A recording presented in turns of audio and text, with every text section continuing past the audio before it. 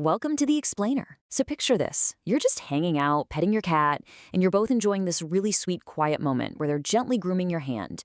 And then, out of absolutely nowhere, chump, they bite you. It is literally the ultimate mixed signal, right? Well, today we're decoding this intensely emotional and honestly, deeply misunderstood behavior of the whole lick and bite routine. I mean, it feels incredibly frustrating, doesn't it? One second, you're getting pure affection, and the literal next second, it feels like this sudden, tiny betrayal. But what if I told you your cat isn't just being moody or wildly unpredictable? Okay, let's dive into this because underneath that sudden, sharp bite is actually a really profound message just waiting to be translated. And honestly, once we decode this mixed signal, it completely changes how we interact with our feline friends for good. To figure out the bite, we first have to really, truly understand the lick, because this isn't just a simple, cute little kitty kiss. Out in the wild, cats practice this specific thing called allo-grooming.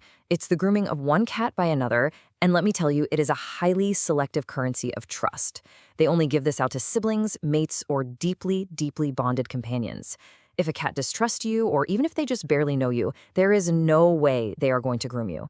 So when you feel that rough little tongue, your cat is actually spending their most valuable social currency directly on you. It's a huge deal. But there's this whole physical layer to the process that is just absolutely fascinating.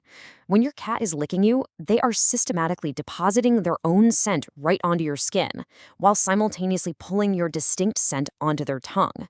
It's like they're literally blending your smells together to create this shared, unified group smell. In the feline world, this is exactly how a family identifies its own members. You are essentially being formally marked as a permanent part of their tribe. You belong to me, and I belong to you. Reading that really puts it into perspective. That rough tongue is saying exactly that. It's this profound, ancient biological ritual of pure acceptance. But, of course, this brings us right back to the elephant in the room, right? If they love us so incredibly much, why the sudden teeth? Let's move to and see how this builds. Because to understand why that deeply pleasant sensation suddenly flips on a dime, we have to look at something behaviorists call the biological limit. Now, here's where it gets biological. It's a phenomenon called petting-induced stimulation. You see, the skin along your cat's back, the base of their tail, and their sides, it's completely packed with these incredibly sensitive nerve endings. So continuous, pleasant touch, even the literal licking they are actively doing to you, builds up this sensory charge over time. Think of it like a static charge building up. Eventually, it crosses a threshold and just becomes entirely overwhelming for them. So that sudden flip into biting? Actually, scratch the idea of them throwing a tantrum. It is purely biology acting as a necessary physical release valve for sensory overload. But here is the really good news. Your cat almost never bites without warning. And what's really interesting about this slide is seeing this clear, sequential warning system laid out. Step 1, you'll see a slow, low tail flick. Step 2, their ears will sort of swivel back or flatten just a bit. Step 3, the skin right along their spine might give this quick, subtle ripple. And if those are ignored, well, step 4 is that release valve bite. To a cat, those first 3 steps are them literally shouting at you. If we can just learn to pause for a half second and give them space when we see step 1 or 2, we can completely save our hands and, even better, actually deepen their trust in us. So, okay, this makes perfect sense for overstimulation, but it really begs a much deeper question. Why combine love with teeth in the very first place? Why would a creature that is feeling intensely safe, totally relaxed, and loving instinctively decide to sink their tiny daggers into you? To answer that, we actually have to rewind all the way back to the very beginning of your cat's life. Let's trace this back to a mother cat's core programming. Right there in week 1, a mother cat constantly licks her kittens to clean them, and she gently nips them to correct them and keep them close to her. In those vital early weeks, the lick and the bite are paired perfectly together as the kitten's primary language of safety, coming from the one creature they trust most in the entire world. Fast forward to years later, and your adult cat is running this exact same deeply wired emotional program with you. In their mind, there's absolutely no contradiction happening here. The lick and the bite are just 2 halves of the exact same act of love. Now, we do need to cover one really important caveat here. Sometimes a bite isn't about overstimulation, and it isn't about motherly love either. It's just a super clumsy invitation to play. This playtime exception is especially common if your cat was separated from their litter a little too early, before they could really learn crucial physical boundaries. See, kittens usually learn this critical skill called bite inhibition. It's a natural feedback loop they learn directly from wrestling with their littermates. If a kitten gives a nice soft bite, playtime keeps going. If they bite way too hard, their sibling shrieks, and boom, the game instantly ends.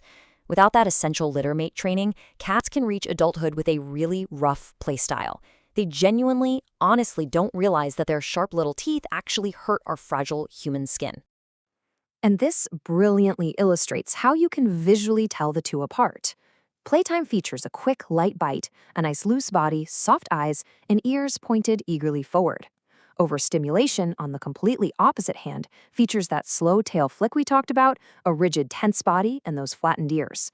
Once you memorize these distinct visual cues, you can easily tell an innocent, clumsy invitation to play from a genuine biological warning.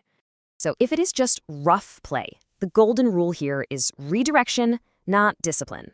If you yank your hand back and scold your cat, they just read that as a confusing, totally unfair rejection of their super fun game. Instead of punishing them, just hand them a better opponent.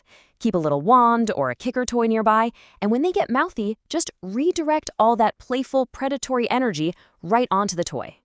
Okay, so we've covered the biological limits, we looked at the mother's imprinting, and we just went over playtime. But honestly, none of that fully explains the original mystery we opened this whole explainer with. Think about a calm, highly bonded grooming session between two cats.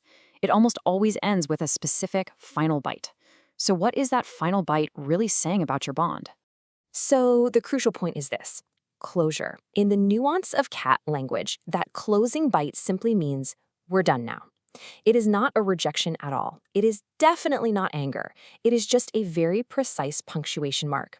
When two deeply bonded cats groom each other, that gentle bite is exactly how one signals to the other that the moment has just reached its natural end.